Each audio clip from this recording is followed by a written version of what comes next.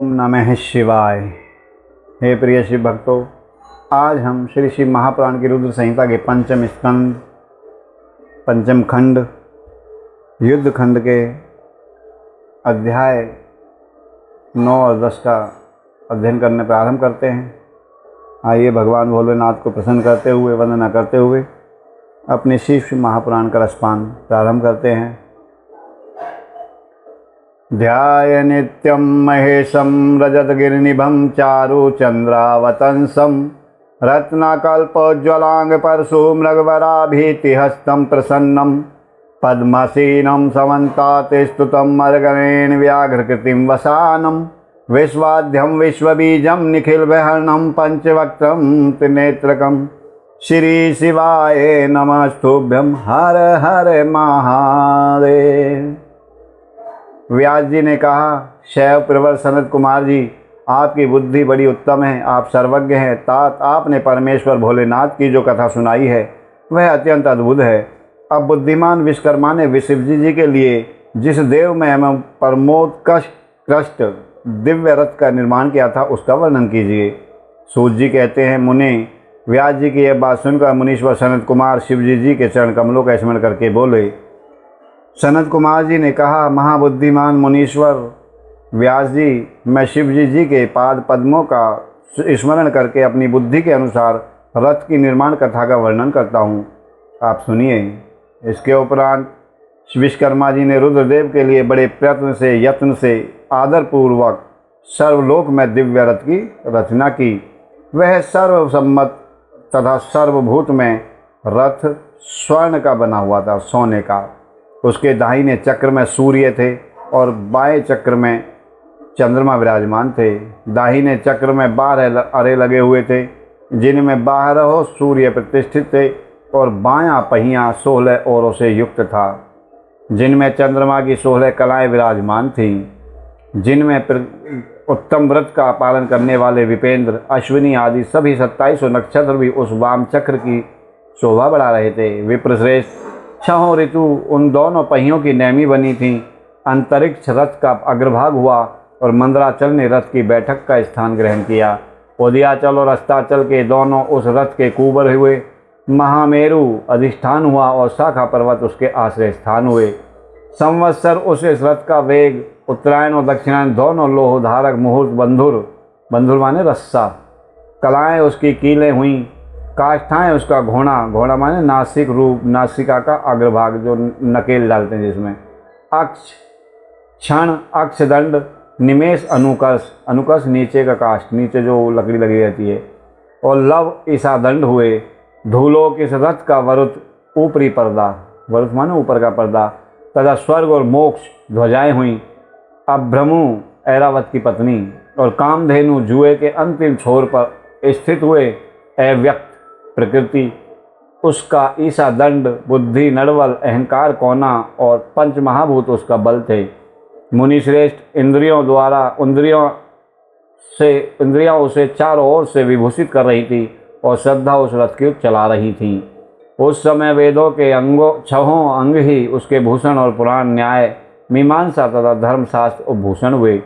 संपूर्ण शुभ लक्षणों से युक्त बल संपन्न श्रेष्ठ मंत्र घंटा के स्थान पन्न हुए और वर्ण तथा आश्रम उसके पाद बने। सहस्र फनों से सुशोभित शेषनाग बंधन रज्जु हुए। बंधन राजू लकड़ी, वो क्या बोलते हैं, क्षमा करना भैया, रस्सा, वो बने। और दिशाएं तथा उपदिशाएं उसके पाद बनी। पुष्कर आदि तीर्थों ने रत्न जड़ित स्वर्ण में पताकाओं का स्थान ग्रहण किया और चारों समुद्र उस रथ के आच्छादन वस्त्र बने। गंगा आदि सभी श्रेष्ठ सरिताओं ने सुंदरी स्त्रियों का रूप धारण किया और समस्त आभूषणों से विभूषित होकर हाथ में चवल लेकर यत्र तत्र स्थित होकर वे रथ की शोभा बढ़ाने लगी। आवह आदि 7 वायुओं ने स्वर्ण में उत्तम सोपान का काम संभाला। लोकालोक पर्वत उसके चारों ओर का उपसोपान और मानस आदि सरोवर उसके सुंदर बाहरी विषम स्थान हुए। सारे वर्षाचल उसके चारों ओर के पास बने और नीचे के लोकों के निवासी उस रथ का तलभाग हुए। देवादिदेव भगवान महान ब्रह्मा लगाम पकड़ने वाले सारथी हुए और ब्रह्म दैवत ओमकार उन ब्रह्मादेव का चाबुक हुआ। आकार के विशाल छत्र का रूप धारण किया। मंदराचल पार्श्व भाग का दंड हुआ। शैलराज हिमालय धनुष एवं स्वयं नागराज शेष उसके प्रतिनिचा बने। श्रुति रूपिणी सरस्वती देवी उस धनुष की घंटा हुई और महातेजस्वी भगवान विष्णु बाण तथा अग्नि उस बाण के नौक बने। मुने चारों वेद उस रथ में जुतने वाले चारों घोड़े कहे गए। उसके बाद शेष बची हुई ज्योतियाँ उन अश्वों के आभूषण बनी। विश्व से उत्पन्न हुई वस्तुओं ने सेना का रूप धारण किया। वायु बाजा बजाने वाले बने और व्यास आदि मुख्य मुख्य ऋषि वाहक हुए। हे मुनीश्वर, अधिक कहने से क्या लाभ, मैं संक्षेप में ही बतलाता हूँ कि ब्रह्मांड में जो कुछ भी वस्तुएं थीं वह सब उस रथ में विद्यमान थीं। कोई ना कोई कुछ ना कुछ बनकर के उस रथ में लग गया। विष्णु जी की आज्ञा से उस शुभ रथ का तथा रथ सामग्री का निर्माण हुआ। सनत कुमार जी कहते हैं, महर्षि इस प्रकार के महान दिव्य रथ में जो अनेक विध आश्चर्यों से युक्त था, वेद रूपी अश्वों को जोतकर ब्रह्मा ने उसे शिव को समर्पित कर दिया।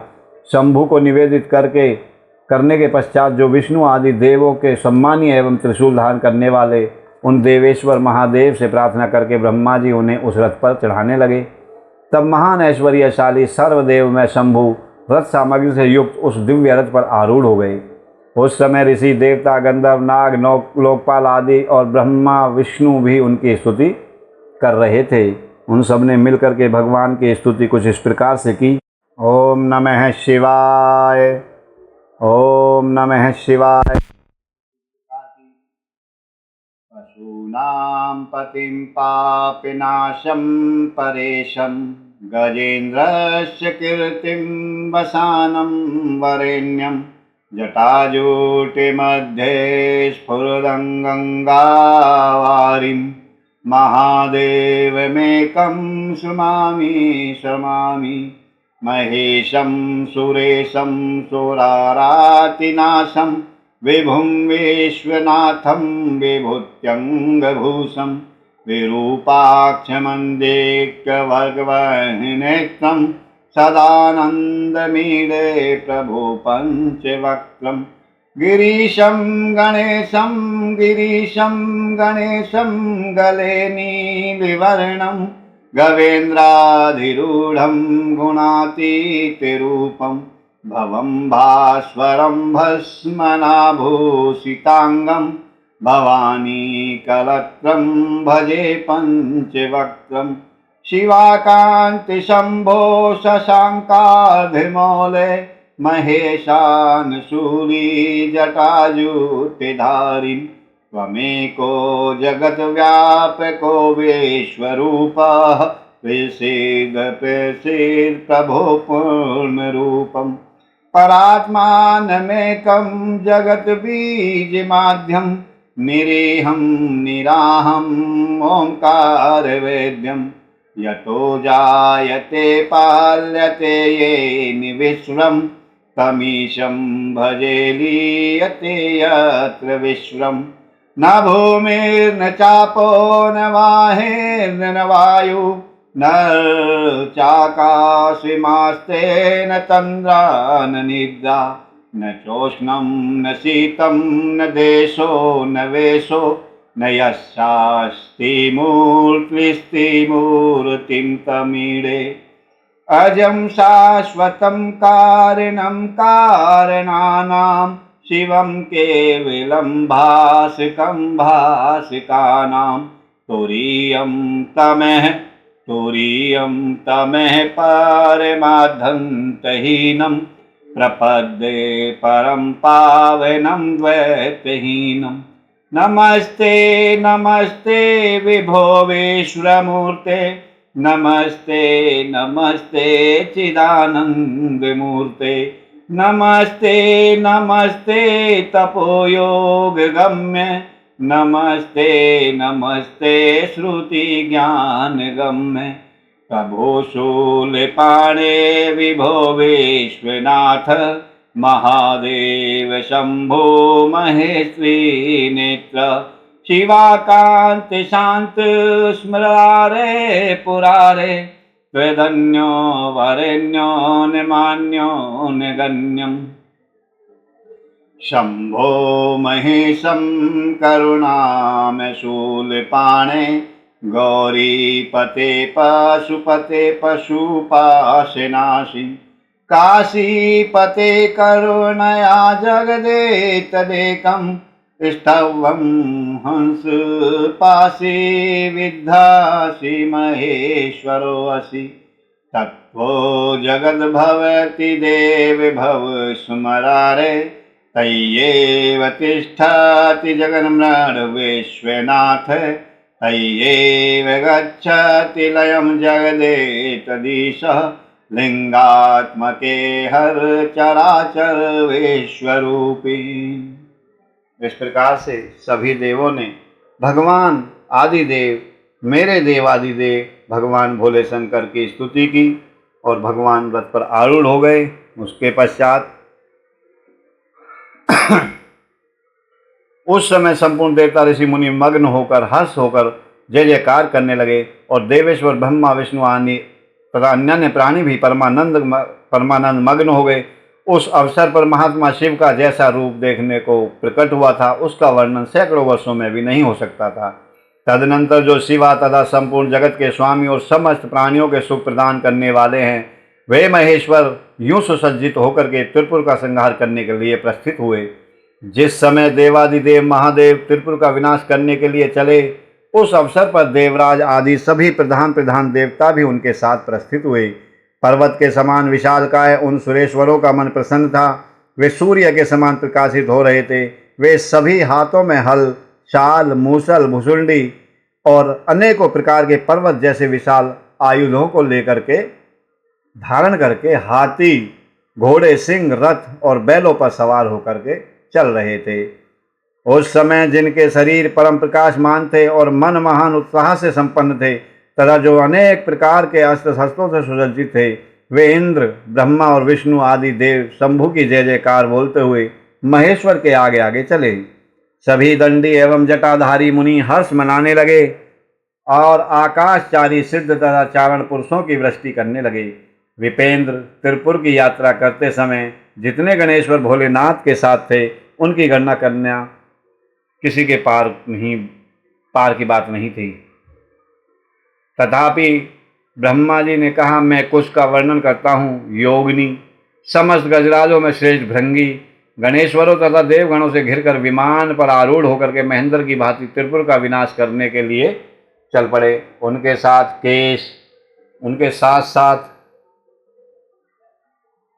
केश, विगतवास, महाकेश, महाज्वर, सोमवल्ली, सवर्ण, सोमप, सनक, सोमध्रक, सूर्यवर्चा, सूर्यप्रेक्षणक, सूर्याक्ष, सूरीनामा, सुर, सुंदर, प्रस्कंद, कुंदर, चंड, कंपन, अतिकंपन, इंद्र, इंद्रजय, यंता, हिमकर, शताक्ष, पंचाक्ष, सहस्राक्ष, महोदर, सतीजहु, शताश्च रंक, कर्पूर पूतन, द्विशिख, त्रिशिख, अहंकार कारक, अजवक्त्र, अष्टवक्र, हेयवक्र, अर्धवक्र आदि बहुत से अप्रमेय बलशाली वीर गणाध्यक्ष लक्ष्य लक्षण की परवाह न करते हुए महेश्वर को घेर करके चले। व्यास जी तदनंतर महादेव शंभु संपूर्ण सामग्रियों सहित उस स्थान पर, उस रथ पर स्थित होकर के उन सुरद्रोहियों के तीनों पुरों को पूर्णतः दग्ध करने के लिए उद्यत हो गए। उन्होंने रथ के शीर्ष पर स्थान पर स्थित होकर के उस महान अद्भुत धनुष पर प्रत्यंचा चढ़ाई और उस पर उत्तम बाण का संधान करके वे रोषावेश से होठ को चाटने लगे। फिर धनुष की मूठ को दृढ़ता पूर्वक पकड़कर और दृष्टि में दृष्टि मिलाकर वे वहां अचल भाव से खड़े हो गए। परंतु उनके अंगूठे के अग्रभाग में स्थित होकर गणेश निरंतर पीड़ा ही पहुंचाते रहे, जिससे वे तीनों पुत्र त्रिशूलधारी शंकर का लक्ष्य नहीं बन सके। तब धनुष बाणधारी मुंजकेश विरूपाक्ष शंकर ने परम शोभन आकाशवाणी सुनी। उस व्योमवाणी ने कहा, ऐश्वर्यशाली जगदीश्वर, जब तक आप इन गणेश जी की अर्चना नहीं कर लेंगे, तब तक इन तीनों पुरों का संहार नहीं कर सकेंगे। तब ऐसी बात सुनकर अंधकासुर के निहंता भगवान शिव ने भद्रकाली को बुलाकर गजानन का पूजन किया। वक्रतुंड महाकाय सूर्यकोटि संप्रभ निर्विघ्नं कुरु मे देव सर्वकार्येषु सर्वदा। खरविस्थूलतनुं गजेन्द्रवदनं लम्बोदरं सुन्दरं प्रशन्दमन्दगन्धलुब्धमधुपिव्याललोलगण्डस्थलं दान्ताघातविदारितारिरुधिरे सिन्दूरशोभाकरं वन्दे शैलसुतासुतं गणपतिं सिद्धिप्रदं कामदं। श्री गणपति महाराज की जय। इस प्रकार से भगवान भोलेनाथ का भय मंत्रोच्चारण के द्वारा स्तवन किया गया, पूजा अर्चना की गई। जब हर्षपूर्वक विधि विधान सहित अग्रभाग में स्थित उन विनायक की पूजा की गई, तब वे प्रसन्न हो गए। फिर तो भगवान शंकर को उन तारक पुत्र महामनस्वी दैत्यों के तीनों नगर यथोक्त रूप से आकाश में दिखाई देख पड़े। इस विषय में कुछ लोग ऐसा कहते हैं कि जब शिवजी स्वयं स्वतंत्र परब्रह्म सगुण निर्गुण सबके द्वारा अलग से स्वामी परमात्मा निरंजन पंचदेव में पंचदेवों के उपास्य और परात पर प्रभु है, वे ही सबके उपास्य हैं, तो उनका उपास्य कोई नहीं है, तब सबके वंदनीय परब्रह्म स्वरूप उन देवेश्वर महेश्वर के विषय में ये बात उचित नहीं जान पड़ती कि उनकी कार्य सिद्धि अन्य की कृपा पर अवलंबित हो। परंतु मुनि उन्हीं देवादिदेव वरदानी महेश्वर के चरित्र में लीलावश सब कुछ घटित हो सकता है। अस्तु इस प्रकार जब गणपति जी का पूजन करके महादेव जी स्थित हुए, तब वे तीनों पुर काल व शीघ्र ही एकता को प्राप्त हो गए। हे मुनि, उन त्रिपुरों के परस्पर मिलकर एक हो जाने पर महान आत्मबल से संपन्न देवताओं को महान हर्ष हुआ। तब संपूर्ण देवगण, सिद्ध और परम ऋषि अष्टमूर्तिधारी भोलेनाथ की स्तुति करके उस स्वर से जय जयकार करने लगे। उस समय ब्रह्मा और जगदीश्वर विष्णु ने कहा, महेश्वर तारक के पुत्र उन त्रिपुर निवासी दैत्यों के वध का समय भी आ गया है विभो, इसलिए ये पुर एकता को प्राप्त हो गए हैं। अतः देवेश, जब तक ये त्रिपुर पुनः विलग हों, उसके पहले ही आप बाण छोड़कर इन्हें भस्म कर डालिए और देवताओं का कार्य सिद्ध कीजिए। मुनि तदनंतर भोलेनाथ ने धनुष की डोरी चढ़ाकर उस पर पूज्य पाशुपात नामक बाण का संधान किया और उसे वे त्रिपुर पर छोड़ने का विचार करने लगे। शंकर जी ने जिस समय अपने अद्भुत धनुष को खींचा था, उस समय अभिजीत मुहूर्त चल रहा था। उन्होंने धनुष की टंकार तथा दुस्सह सिंहनाद करके अपना नाम घोषित किया और उन महाअसुरों को ललकार करके करोड़ों सूर्यों के समान प्रकाशमान उस भीषण बाण को उन पर छोड़ दिया। तब जिसके नोक पर अग्निदेव प्रतिष्ठित थे और जो विशेष रूप से पाप का विनाशक तथा विष्णु में था, उस महान जाज्वल्यमान शीघ्रगामी बाण ने उन त्रिपुर निवासी दैत्यों को दग्ध कर दिया, जला डाला, मार डाला। तत्पश्चात वे तीनों पुर भी भस्म हो गए और एक साथ ही चारों समुद्रों रूपी मेखला वाली भूमि पर गिर पड़े। उस समय शिवजी जी की पूजा अतिक्रमण कर देने के कारण सैकड़ों दैत्य उस बाण स्थित अग्नि से जलकर हाहाकार मचा रहे थे। जब भाइयों से ही तारकाक्ष जलने लगा, तब उसने अपने स्वामी भक्तवत्सल भगवान शंकर का स्मरण किया और मन ही मन महादेव को देखकर परम भक्ति पूर्वक अनेक प्रकार से विलाप करता हुआ वह उनसे कहने लगा। तारकाक्ष बोला, भव, आप हम पर प्रसन्न हैं, ये हमें ज्ञात हो गया है। इस सत्य के प्रभाव से आप फिर कब भाइयों सहित हमको दग्ध करेंगे?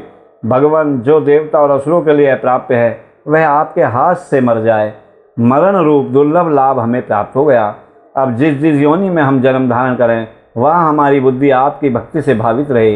हे मुनि, यों वे दैत्य विलाप कर ही रहे थे कि भोलेनाथ की आज्ञा से उस अग्नि ने उन अद्भुत रीति से जलाकर राख की ढेरी बना दिया। व्यास जी और भी जो बालक और वृद्ध दानव थे, वे शिव आज्ञा के अनुसार उस अग्नि द्वारा शीघ्र ही जलकर भस्म हो गए। यहाँ तक कि उन त्रिपुरों में जितनी स्त्रियां और पुरुष थे, वे सब के सब उस अग्नि से उस प्रकार जलकर भस्म हो गए जैसे कल्पांत में जगत भस्म हो जाता है। उस समय उस भीषण अग्नि से कोई भी स्थावर जंगम बिना जले नहीं रहा, न बचा, किंतु असुरों का विश्वकर्मा अविनाशी मैं बच गया, क्योंकि वह देवों का अविरोधी शंभु के तेज से सुरक्षित और सद्भक्त था। विपत्ति के अवसर पर भी वह महेश्वर का शरणागत बना रहता था। जिन दैत्यों तथा अन्य प्राणियों का भाव अभाव अथवा कृत अकृत के प्राप्त होने पर नाशकारक पतन नहीं होता, वे विनाश से बचे रहते हैं। इसलिए सत्पुरुषों को अत्यंत संभावित उत्तम कर्म के लिए ही प्रयत्न करना चाहिए, क्योंकि निंदित कर्म करने से प्राणी का विनाश हो जाता है। अतः गर्हित कर्म का आचरण कर भूलकर भी ना करें। उस समय भी जो दैत्य बंधवों सहित शिव जी की पूजा में तत्पर थे, वे सब के सब शिव पूजा के प्रभाव से दूसरे जन्म में गणों के अधिपति हो गए। तस्माद् यत्नः सुसंभाव्य सद्भिः कर्तव्य एव हि ग्रहणात् क्षीयते लोको न तत्कर्म समाचरेत्। अर्थात सत्पुरुषों को अत्यंत संभावित उत्तम कर्म के लिए ही प्रयत्न करना चाहिए, क्योंकि निंदित कर्म करने से प्राणी का विनाश हो जाता है। अतः गैर हित कर्म का आचरण भूलकर भी ना करें। इस प्रकार से भगवान भोलेनाथ ने तीनों पुरों को समाप्त किया, जलाकर भस्म कर दिया। अगले अध्याय में चलते हैं। व्यास जी ने पूछा, महाबुद्धिमान सनत कुमार जी, आप तो ब्रह्मा के पुत्र और शिव भक्तों में सर्वश्रेष्ठ हैं, अतः आप धन्य हैं। अब ये बताइए कि त्रिपुर को दग्ध हो जाने पर संपूर्ण देवताओं ने क्या किया, मैं कहाँ गया और उन त्रिपुराध्यक्षों की क्या गति हुई? यदि यह वृत्तांत शंभु की कथा से संबंध रखने वाला हो तो वह विस्तार पूर्वक मुझे अवश्य सुनाइए। सूत जी कहते हैं, मुनि व्यास जी का ये प्रश्न सुनकर सृष्टिकर्ता ब्रह्मा के पुत्र भगवान सनत कुमार शिव जी के युगल चरणों का स्मरण करके बोले। सनत कुमार जी ने कहा, महाबुद्धिमान व्यास जी, जब महेश्वर ने दैत्यों से खचाखच भरे हुए संपूर्ण त्रिपुर को भस्म कर दिया, तब सभी देवताओं को महान आश्चर्य हुआ, प्रसन्नता भी हुई। उस समय शंकर जी के महान भयंकर रौद्र रूप को, जो करोड़ों सूर्यों के समान प्रकाशमान और प्रलयकालीन अग्नि की भांति तेजस्वी था तथा जिसके तेज से दसों दिशाएं प्रज्वलित सी दिख रही थीं, देख करके साथ ही हिमाचल पुत्री पार्वती देवी की ओर दृष्टिपात करके संपूर्ण देवता भयभीत हो गए। तब मुख्य देवता विनम्र होकर सामने आकर खड़े हो गए। उस अवसर पर बड़े बड़े ऋषि भी देवताओं की वाहिनी को भयभीत देख करके खड़े ही रह गए, कुछ बोल न सके। वे चारों ओर से शंभु को प्रणाम करने लगे। नमामि शमीशान निर्माण रूपम विभुम व्यापिकम ब्रह्म वेदम स्वरूपम निजम निर्गुणम निर्विकल्पम निरीहं चिदाकाशमाकाशवासं भजेहम् निराकार ओंकार मूलम तुरीयम गिराज्ञान गौतीतमीशं गिरीशं करालम महाकाल कालम कृपालम गुणागार संसार पारम नतोहम तुषाराद्रिशंकाशं गौरम गंभीरम मनोभूति कोटि प्रभ्रासी शरीरम स्फुन्मौलिकल्लोलिनी चारु गंगा सद्वाल बालेन्दु कंठे भुजंगा चलत कुंडलम भ्रूसुनेत्रम विशालम प्रसन्नानम नीलकंठम दयालम मृगाधीशि चरमाम्बिरम मुंडमालं प्रियं शंकरं सर्वनाथं भजामि प्रचंडं प्रकष्टं प्रगल्भं परेशं अखंडं अजं भानुकोटि प्रकाशं त्र्यं शूल निर्मूलिनं शूलपाणि भजेऽहं भवानी पतिं भावगम्यं कलातीत कल्याण कल्पांतकारी सदा सच्चिदानंददाता पुरारी चिदानंद संदोह महोपहारी प्रसीदे प्रसीदे प्रभो मन्मथारी नयावदेयो मानाथि पादारविंदम भजन्ति ये लोके परे वा नराणम् न तावत् सुखं शांति संताप नाशं प्रसीदं प्रभो सर्वभूतादिवासं न जानामि योगं जपं ने विपूजा न तोऽहं सदा सर्वदा संभुतुभ्यं जराजन्म दुःखोद्धतापप्यमानं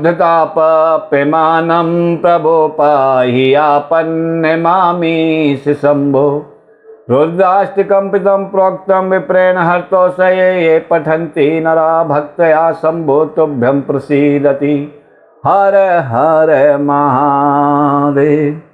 इस प्रकार से सभी देवों ने भगवान भोलेनाथ की प्रणाम किया, स्तुति की।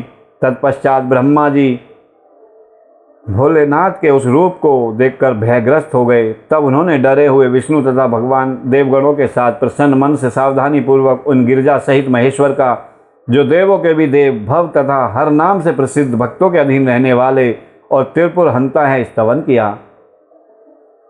तदनंतर सभी प्रमुख देवताओं ने भगवान शिव की स्तुति की। ये स्तुति किए जाने पर लोगों के कल्याणकर्ता भगवान प्रसन्न हो गए। ब्रह्मा जी, शंकर जी ने कहा, हे ब्रह्मा, विष्णु तथा देवगण, मैं तुम लोगों पर विशेष रूप से प्रसन्न हूँ, अतः तुम अब तुम सभी विचार करके अपने मनोवांछित वर मांग लो। सनत कुमार जी कहते हैं कि मुनि श्रेष्ठ, शिव जी द्वारा कहे हुए वचनों को सुनकर सभी देवताओं का मन प्रसन्नता से खिल उठा। फिर तो वे बोल उठे। देवताओं ने कहा, भगवान देवादिदेव देव देवेश, यदि आप हम पर प्रसन्न हैं और हम देवगणों को अपना दास समझकर वर देना चाहते हैं तो देव सत्तम, जब जब देवताओं पर दुख की संभावना हो तब तब आप प्रकट होकर सदा उनके दुखों का विनाश करते रहें।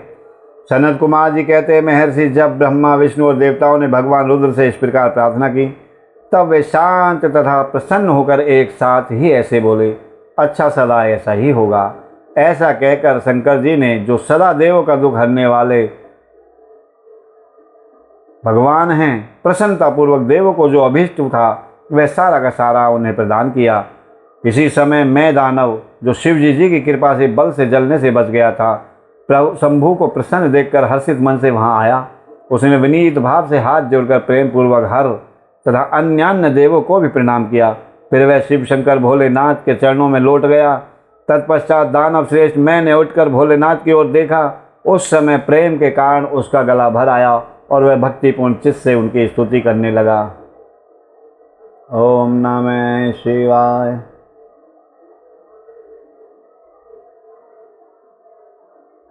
उसने आदि अनादि अनंते अखंड अभेदे अछेदे सुवेदे बतावे, रूपे महेश को नित्य अनूप, जो जोगी जतोरे माही बसावे, गावद वेद पुराण आवा।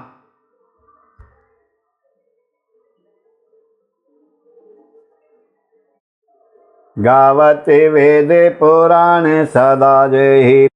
उसमें दावन ने भगवान भोलेनाथ की स्तुति की। शिव शंकर भोलेनाथ मैं द्वारा किए गए स्तवन को सुनकर परमेश्वर भोलेनाथ प्रसन्न हो गए और आदरपूर्वक बोले। शिव शंकर भोलेनाथ ने कहा, दानव श्रेष्ठ, मैं तुझ पर प्रसन्न हूँ, अतः तू वर मांग ले।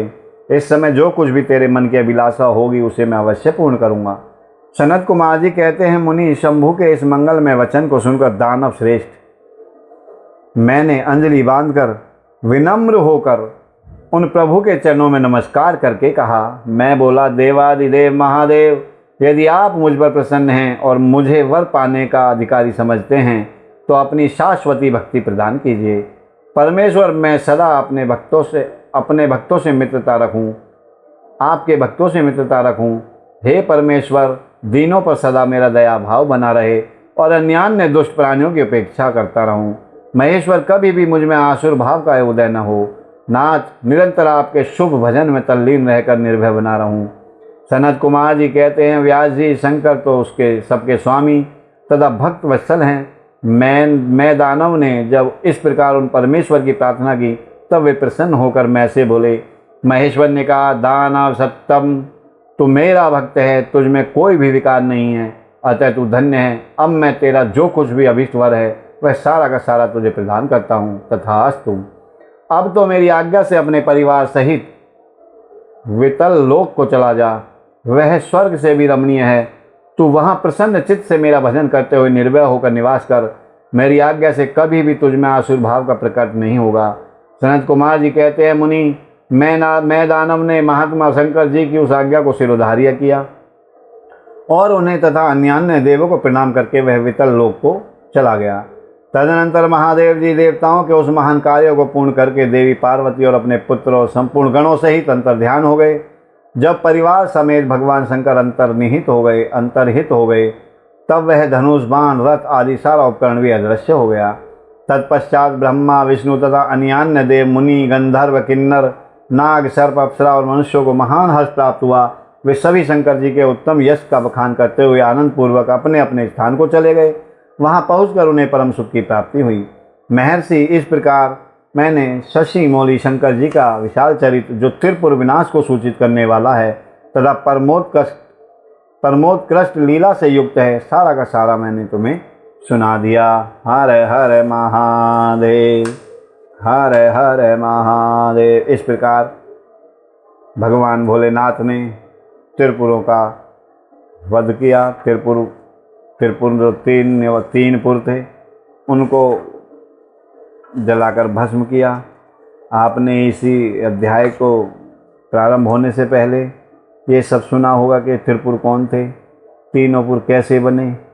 जो तारकासुर का वध श्री कार्तिकेय जी ने किया था, उसके बाद जो तारकासुर के पुत्र थे, तीन पुत्र थे, उन्होंने भगवान ब्रह्मा जी की बहुत तपस्या की और उनसे तीन पुर बसाने के लिए उनसे तीन पुर बसवाने के लिए वर मांगा। उसी वर के अनुसार भगवान ब्रह्मा जी ने उनको तीन पुर दिए, जिनमें उनके जो पुत्र थे तारकासुर के, उनमें सबसे बड़े पुत्र का नाम था तारकाक्ष, कमलाक्ष, विंधुमाली। तारकाक्ष सबसे बड़े थे, विंधुमाली मझले थे और कमलाक्ष छोटे थे। तारकाक्ष ने सोने का पुर मांगा और विंधुमाली ने चांदी का तथा कमलाक्ष ने लोहे का। ये तीन पुरों में ये सब राक्षस जाकर बसे और उन्हीं पुरों की गति बिगड़ने के कारण भगवान भोलेनाथ ने उनके तीनों पुरों का और उनका सबका संहार किया, सबको भस्म किया। ये कथा आपने आज प्रसंग सुने। आइए भगवान भोलेनाथ के आरती करते हैं और आज की कथा को यहीं विश्राम देते हैं।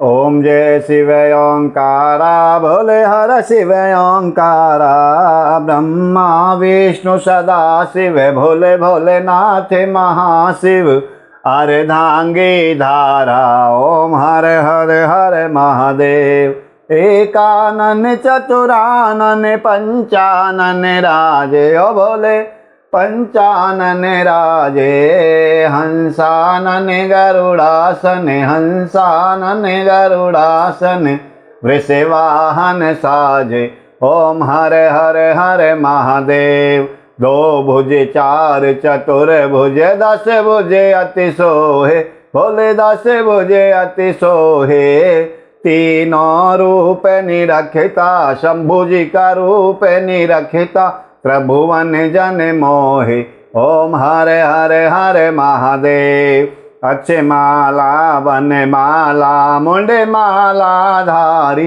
भोले मुंडे माला धारी, चंदन मृग मधु सोहे, चंदन मृग मधु सोहे, भाले शशिधारी, ओम हरे हरे हरे महादेव, श्वेतांबर पीतांबर बाघांबर अंगे, भोले बाघांबर अंगे, सनकादिक ब्रह्मादिक, सनकादिक ब्रह्मादिक, भूतादिक संगे, ओम हरे हरे हरे महादेव, कर में मध्य कमंडल चक्र त्रिशूल धरता, भोले चक्र त्रिशूल धरता, जग करता जग हरता, सुख करता दुख हरता, जग पालन करता, ओम हरे हरे हरे महादेव, ब्रह्मा विष्णु सदा शिव, जानत अविवेका, भोले जानत अविवेका, प्रणवाक्षर के मध्य, ओमाक्षर के मध्य, ये तीनों एका, ओम हरे हरे हरे महादेव, काशी में विश्वनाथ विराजे, नंदी ब्रह्मचारी, भोले नंदी ब्रह्मचारी, नित्य उठ भोग लगावे, भोले जी का दर्शन पावे, महिमा अति भारी, ओम हरे हरे हरे महादेव, लक्ष्मी वर गायत्री पार्वती के संगे, भोले पार्वती के संगे, अरे धांगनियो भोला लहरी, अरे धांगनियो शिव लहरी, सिर सोहत गंगे, ओम हरे हरे हरे महादेव, पार्वती पर्वत पे विराजे, भोले कैलासा, मेरे बाबा कैलासा, आके धतूर का भोजन, आके धतूर का भोजन, भस्मी में वासा, ओम हरे हरे हरे महादेव, तेरे गुण स्वामी जी की आरती जो कोई नर गावे, भोले प्रेम सहित गावे। कहत शिवानंद स्वामी मन भजत हरि हर स्वामी, मन वांछित फल पावे। ओम हर हर हर महादेव। ओम जय शिव ओंकारा, बोले हर शिव ओंकारा। भोला पार्वती का प्यारा, शिव ओढ़े मृग छाला। शंभु पीते भंग प्याला, भोले रहते मत वाला। जटा में गंगा विराजे, मस्तक पे चंद्रमा सोहे। आसन मृग छाला। ओम हर हर हर महादेव। ओम नमः शिवाय। कर्पूर गौरम करुणावतारम, संसार सारम भुजगेन्द्रहारम। सदा वसंतम हृदयारविंदे, भवम भवानी सहितं नमामि। त्वमेव माताश्च त्वमेव त्वमेव बन्धुश्च सखा त्वमेव। त्वमेव विद्या द्रविणं त्वमेव, त्वमेव सर्वं मम देव देवा। त्वमेव सर्वं मम देव देवा। गुरु विष्णु गुरु ब्रह्मा गुरुदेवो महेश्वरा। गुरु साक्षात् परब्रह्मा, तस्मै श्री गुरुवे नमः। ओम सर्वे भवन्तु सुखिनः, सर्वे सन्तु निरामया, सर्वे भद्राणि पश्यन्ति मा फलेषु कदाचन। ओम धो शांति अंतरिक्ष, ओम शांति पृथ्वी, शांतिराप शांतिरोषध वनस्पतिर्विश्वदेवा। शांति ब्रह्म शांति सामा शांतिरेधि। ओम शांति शांति शांति। ओम शांति शांति शांति। ओम शांति शांति शांति। सर्वारिष्टासु शांतिर्भव। आवाहं न जानामि विसर्जनम्, पूजा चैव न जानामि क्षमस्व परमेश्वरम्। मंत्रहीनं क्रियाहीनं भक्तिहीनं सुरेश्वरम्, यत् पूजितं मया देव परिपूर्ण तदस्तु मे। हर हर। हे देवादिदेव महादेव, हे शिव शंकर भोलेनाथ, हे गौरी शंकर, हे पार्वती पते। संसार के प्रत्येक जीव का मंगल हो, सबका कल्याण हो, सबका भला हो, सबकी मनोकामना पूर्ण हो, सबकी भक्ति आपके श्री चरणों में प्राप्त हो। आपको और आपके नाम को हर जीव हर समय हर क्षण जपता रहे और आपसे अपने कल्याण कराते रहे। भगवान सबका भला करें। आज की कथा अगर आप सब लोगों को अच्छी लगी हो तो मेरी वीडियो को लाइक करें, चैनल को सब्सक्राइब करें, शेयर करें और कमेंट करके बताएं। हर हर महादेव।